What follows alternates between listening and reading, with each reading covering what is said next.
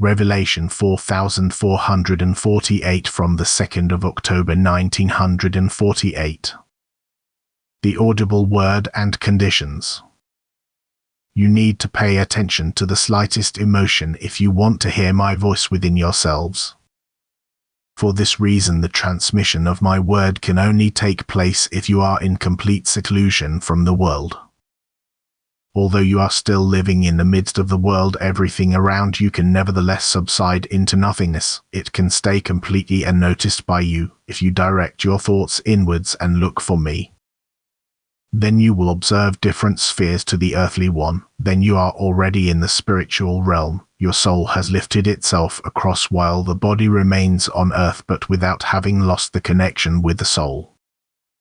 Anyone who succeeds in dismissing all worldly thoughts and concentrates will soon hear gentle words in his heart, and the more the soul has detached itself from the body, the clearer they will sound. That is, the more the soul strides towards the spiritual kingdom where my word originates from, where I myself amongst the beings which educate you on my instructions, if the teaching does not directly come forth from me.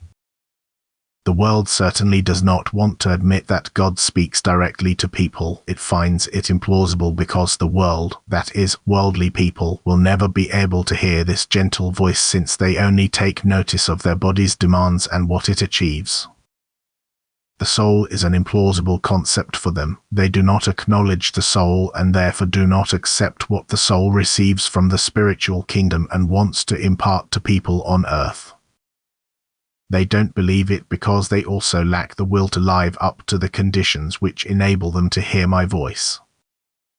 They don't mentally detach themselves from the world but constantly strive towards it so that they have no time for turning inwards. Thus they never lead an inner life without which, however, my word cannot possibly be heard. I do not approach people from outside but meet them in their hearts. Although I also work so evidently that it is externally visible to whom I am present, who receives strength from me, but only ever where a life of love is being lived, where I can enter a heart because I am called upon in the heart. I only manifest myself where an earthly child firmly believes in me and loves me with all its heart, and both are feelings of the soul which are unrelated to the body as such. Thus anyone who wants to hear me must come to me, and I am not in the world but in the spiritual kingdom, even though my will is also in charge of the world, but only to win worldly people over to me, to entice them away from the bustle of the world into seclusion in order to make those possessions desirable for them which alone are of value for eternity.